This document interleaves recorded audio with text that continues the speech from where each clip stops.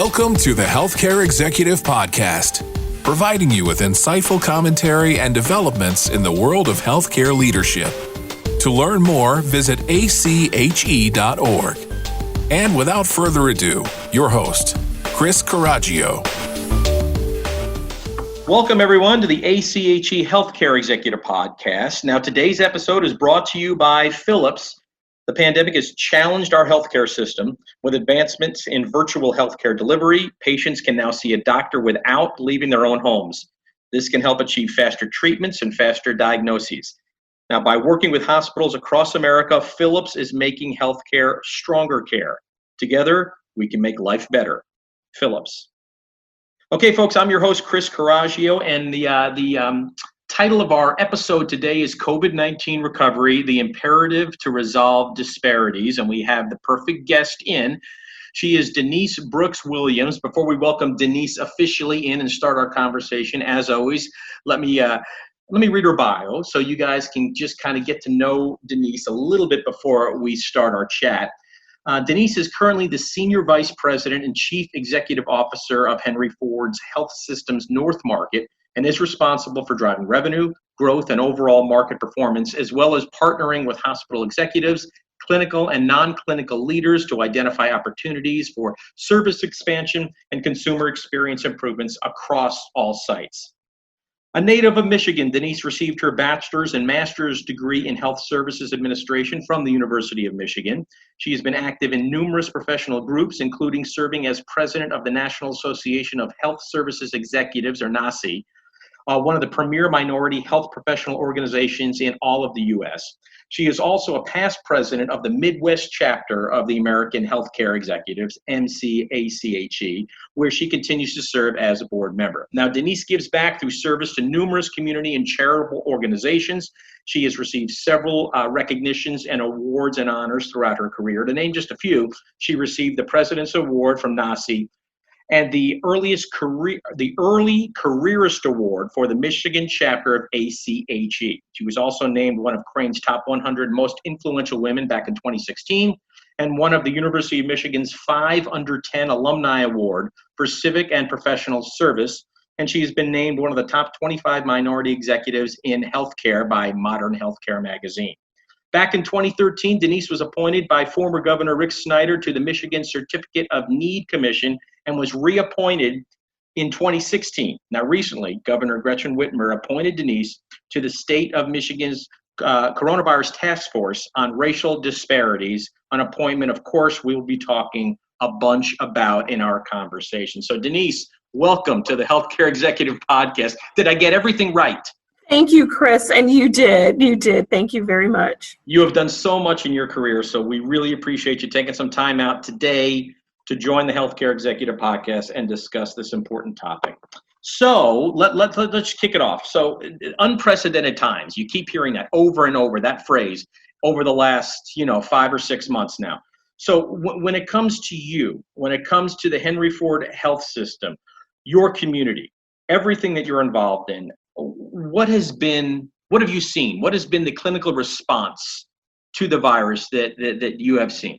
Well, Chris, I think to your point, yes, we continue to hear unprecedented times, and it truly has been. When I think back to March 13th, when we really began to acknowledge in the state that we were going to have to do something relatively dramatic, because to your point, what we first saw clinically was a large number of people coming into the organization that not only had the virus, but also were in need of pretty significant care.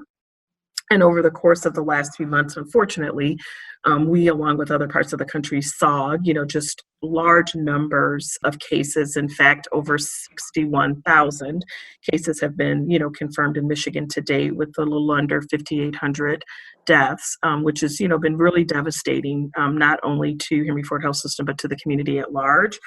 Our clinical response, I'm proud to say, was very timely and aggressive, as it had to be, where we saw our teams really switch gears on a dime. and figure out how to care, for the community in ways that we hadn't done before. We had people in traditional roles, but we also had people in non-traditional roles. So we had, medical assistants from our ambulatory environment actually working in our inpatient settings and providing support to our clinical teams just to make sure that people were able to get proper rest, and be able to renew themselves as they were doing the work. Henry Ford also, fortunately, through this, has been able to maintain our research and support understanding what might be some of the innovations around, medical intervention, trying to understand why some people are asymptomatic when they are carrying the virus, which became incredibly risky, not only to the Michigan area, but to the country at large. So a lot. And I think that this idea of it being unprecedented and something that most of us would hope to never see happen in this way again. So while we, may or may not believe there to be a second wave potential, I think that from this first wave, we are going to come through it in a much better way because of a lot of the innovation that was learned. You touched on it, Denise, but I just wanted to ask, curious about how the staff, you talked about everybody taking on a different role since the middle of March, and here we are, a few months later.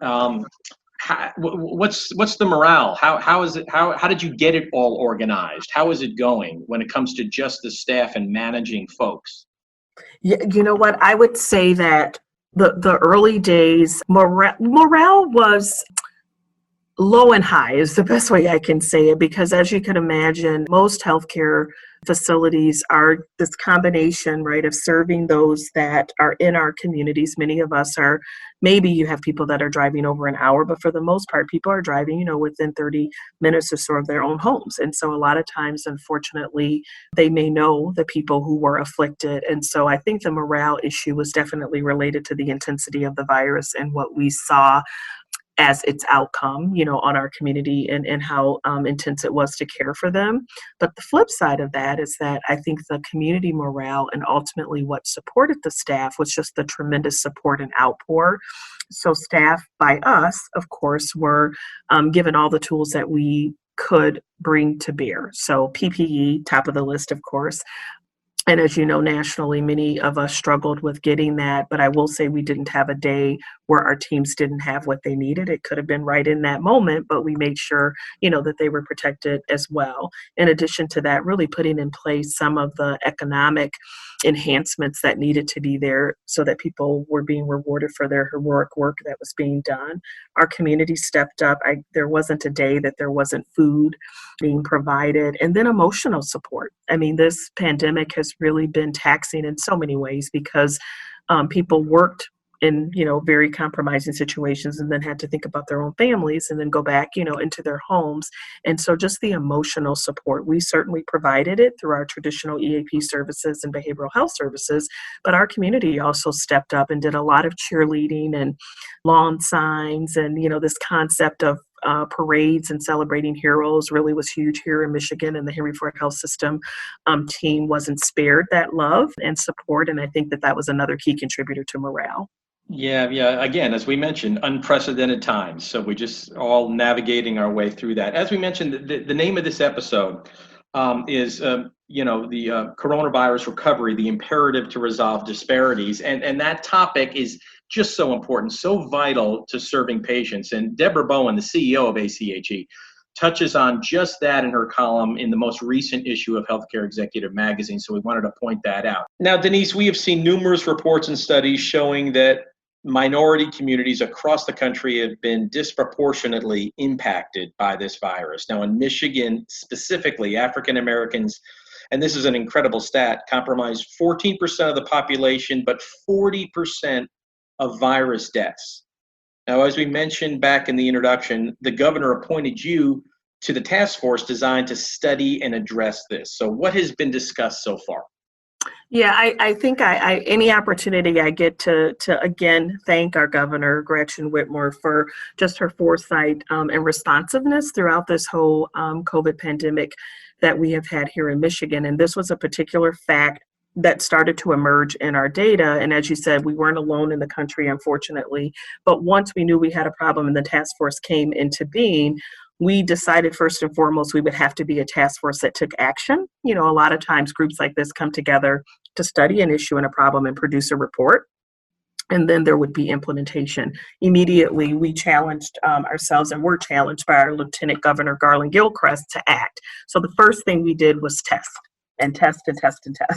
because one of the barriers that we knew existed in the community was testing. Many facilities could only initially start by testing first responders.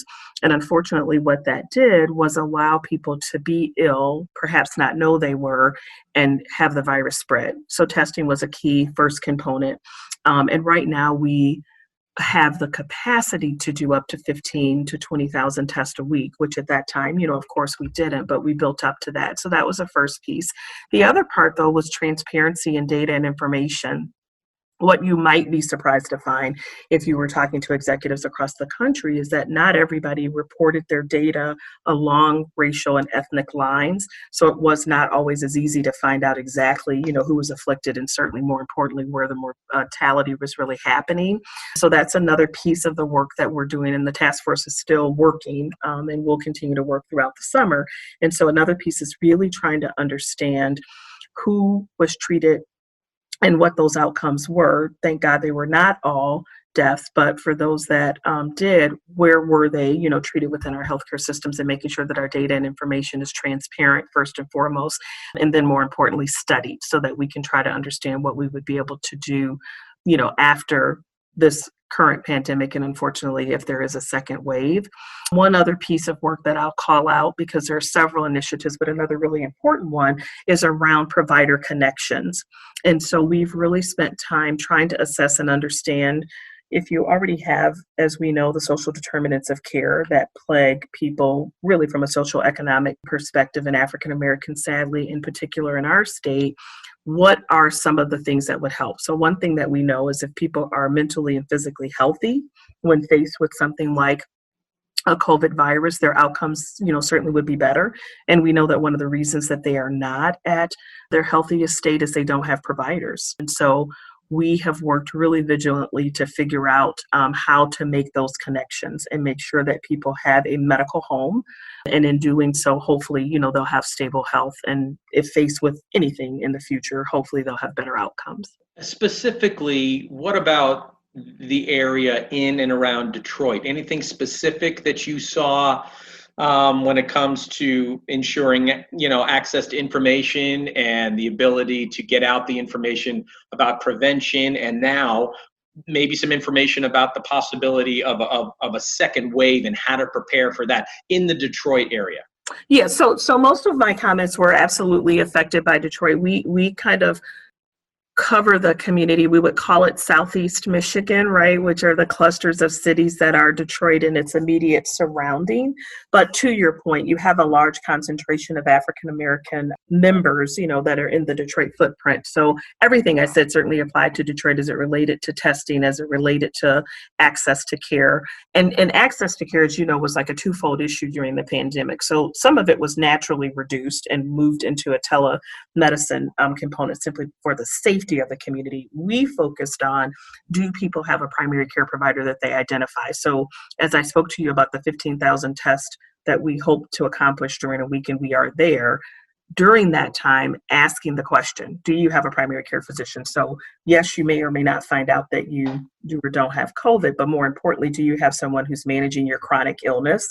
Because what we found out is that part of the vulnerability that they had was because of the overrepresentation, of chronic issues that were not managed. And so to some degree, that was a key contributing factor. So absolutely, everything that I've said was seen in Detroit and that surrounding community. And in areas where you had higher incidences and issues related to social determinants of care not being met. So where you had food deserts, we even, from a Henry Ford Health System perspective, have a huge population health initiative. And so we stepped in as well to make sure that people had food. From a housing perspective, lots of partnership across many agencies to make sure if someone was homeless and found to have the virus, that they had a place to actually shelter in place for those 14 days. So some significant effort to have temporary shelter, opportunities for people. So I think in general, Detroit was the epicenter of a lot of what happened in the state of Michigan, specifically related to African American challenges with COVID. Just a reminder, folks, that today's episode of the Healthcare Executive Podcast is brought to you by Philips. This pandemic has challenged our healthcare system. With advancements in virtual healthcare delivery, patients can now see a doctor without leaving their own homes. This can help achieve faster treatments and faster diagnoses. Now, by working with hospitals across America, Philips is making healthcare stronger care. Together, we can make life better. Philips. Okay, Denise, let's talk now about currently in the pandemic, the vulnerable patients that you've had access to and you've treated, you've helped treat. What would be your advice to other leaders in dealing with providing the proper care, the proper prevention techniques, the proper information overall to these vulnerable patients? What kind of plan would you suggest to other leaders? I think that's a great question, Chris. And so I would say I would suggest this, but I know that we've probably created the list, from partnering with what others have done in their communities as well. But first and foremost, of course, as I said, is having access. So we as a system and we as a state, through the task force knowledge that I have, are ensuring that in this period of reopening that we have now, that there is access for people to get in and make sure that their care is stable. We have reminded people through our marketing and PR messages continuously that we still are here for all of care delivery. Of course, knowing that, for a period of time, our inpatient environments were very focused on COVID treatment, but people sadly still have strokes and heart attacks and other things of that sort. And so making sure that those messages are solid in the community and using every possible medium that you have to do that. So very significant social media presence, to the extent that someone actually has a relationship with the system. We've used texting and proactive phone calls. So really doing outreach, not just relying on the traditional scheduling of appointments, making sure that people also understand that there are a lot of virtual ways to interact with the health system. So again, we communicated those messages and communicated them again, and so really making sure that they know all those points. Collaborating. What we've done a lot in that Southeast Michigan footprint that I described with you is collaborate with our community organizations who proved invaluable during that time, because for some people, that's where they were oriented to go for care. So when we talk about the social determinants and we talk about the vulnerability in our community, we have organizations, of course, like the United Way that provided grants during that time for homeless populations. We worked with Neighborhood Services Organization, which is a behavioral health entity that's in the area, to help us with outreach both for the community and for staff. And the other thing I would suggest, quite honestly, is if it's a colleague that in their particular area has a lot of vulnerabilities, but also have the data to understand that they have communities that are adversely impacted over, whatever data you would expect, form a task force. One of the most valuable things that we've seen of late is the fact that our task force is not just healthcare. So it does have education representation. It has banking representation. So it is really a combination of trying to look at how do we have a community that is prepared and working together to be able to face a crisis. So I think that would be my last suggestion, is really create an interdisciplinary group to be able to partner on whatever the outcomes are. Yeah, it never ceases to amaze folks. Organized communication and collaboration goes a really long way. Yes. But you know what? It's easier said than done. So you really have to stay in control of that, especially like you said, if you're going that extra mile and building out a task force like you guys have. Let me ask you this, Denise. Racial health disparities. These did not start with the coronavirus. They've been around much longer, but now it's kind of illuminated a little bit more. Can you talk about the long-term steps that maybe a health system can take to remedy the root causes of these racial health disparities when it comes, policies or outreach or anything like that? I think great question, Chris. And again, I'll start with where we just ended on the last question. If you're a health system looking to address racial health disparities, acknowledge that those are very related to social determinants of health. And so therefore you will have to collaborate. So that's the first thing. Yeah. Won't be able to do it by yourself. But very fortunate that Henry Ford Health System has had a long legacy of focus around what we, would call population health and looking outside of just the delivery of care, which is critical and important as well, but just huge initiatives that I think I could offer a few examples that some are in the policy space and some are in the program space. So first, this idea of food insecurity, as I described, we have an initiative where we call it Fresh Prescription. And Fresh RX really allows our diabetes prevention team to literally write a prescription for fresh foods, cooking demos, and then check-ins literally in the home to just confirm that people know how to reverse their diabetes and hypertension, or at least live with it in a much healthier way through food.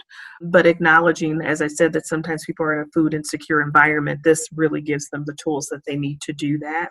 We've targeted and focused on how we can support free and low-cost screening. Again, partnering with our faith communities and doing this at health fairs and doing it in churches gets us to where vulnerable populations are, but also helps them to know their numbers and know where they have, opportunity to access the healthcare system in a better way. From a policy perspective, one initiative that is coming out of the task force, ironically, is wanting to make sure that our health plans will mandate in some way that the community health workers, which tend to be lay paraprofessional partners to health delivery teams, are out in the communities. This idea of education that we talked about earlier is so critical, but not everybody has access to social media. Not everybody watches, the news. And so when we just use the traditional tools, we may be missing people. So we know that we need boots on the ground, canvassers, and community stakeholders that are paid and that are, a part of our natural system. So we're looking to introduce that. We have one of our senators that is on the task force. And so he's looking to maybe take a bill forward that would really say that we would have contact with people who are on the rolls of health plans. And for us, Medicaid would cover a large number, and our federally qualified health centers are on board with this as well. So this idea of community health workers being embedded into our community in a really different way going forward is something we're kind of excited about. Are you talking about Denise, are you talking about in that regard, are you talking about like building events that people can go to, or maybe going door to door even? No, this would be, we certainly do the events, as I mentioned, in terms of the health screenings and things of that sort. And I think most of our healthcare partners do that in Michigan. This would be having outreach to individuals that are identified, because of course we've got hotspot mapping now where we can look and see by zip codes where we have the social determinants of care at such a vulnerable, rate, where we know that these people are food insecure, housing insecure, maybe job insecure, health, status information. So in those targeted areas, it would be door to door, or, barbershop to barbershop, or grocery store to grocery store, but wherever it would be going to people, as opposed to requiring that they come into the traditional system. Yeah, making sure everybody is covered when it comes to that, definitely. Absolutely. We're getting towards the end, and we always do this, Denise. We always like to ask our guests about their experience with ACHE. And as well as NACI for you as well, about membership, about being on the board, about, just the networking ability that ACHE provides. Can you just talk about your journey?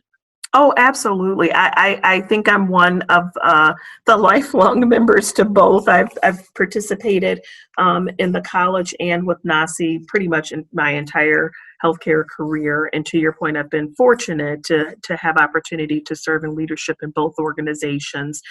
Did decide to go for board certification and achieve my fellowship. And I'm actually looking over at my certificates and recertification certificates on my wall right now. And so I think it's invaluable in any emerging leaders that I mentor, I recommend both ACHE and NACI to them as both networking opportunities, but also learning opportunities. During this time of the pandemic, I will say I reached out to my ACHE colleagues as well as my NACI colleagues, and we shared notes around what were people seeing and experiencing in their communities, and equally important, what solutions were they using, that were helping them to advance the care of those that they serve. So to me, it's been an invaluable opportunity, not only to network, but to have lifelong colleagues and, really thought partners, so that in good times and in challenging times, I feel really comfortable that I can pick the phone up and call my colleagues from either organization. The other thing I would simply add about NACI, I have always had a particular passion and interest around eliminating health disparities. And I think both ACHE and NACI focus on this in their content and in their educational forums. And in NACI, my ability to be a leader at a point in time on a national level was something that was just a once in a lifetime opportunity. So really being able to advance that agenda of health disparity reduction, and a lot of things I've learned from both, I know I've been able to use in my day-to-day role, as well as even for something like the pandemic challenge. So I highly recommend membership and support a lot of people in moving towards both organizations. That's wonderful. And so Denise Brooks-Williams, we want to thank you so much for coming on this platform to provide your expertise and your exemplary insight to resolving disparities when it comes to the COVID-19 recovery. Again, you were the guest we wanted, and we want to thank you for the time that you provided today. Chris, it was my pleasure, and I thank you so much for giving us the tools that you do through this podcast forum. Definitely. And everybody, thank you once again for joining us on this very important topic of today's episode of the Healthcare Executive Podcast, brought to you by Philips. This pandemic has challenged our healthcare system. With advancements in virtual healthcare delivery, patients can now see a doctor without ever leaving their own homes. This can help, of course, achieve faster treatments and faster diagnoses. By working with hospitals across the country, Philips is making healthcare stronger care. Together, we can make life better. Philips. Once again, thank you, Denise, and thank you, listeners. We will see you next time here on the Healthcare Executive Podcast. This has been the Healthcare Executive Podcast, brought to you by the American College of Healthcare Executives. If you've enjoyed the show, please consider rating and reviewing on iTunes or your podcasting app of choice. And for more information, find us online at ache.org.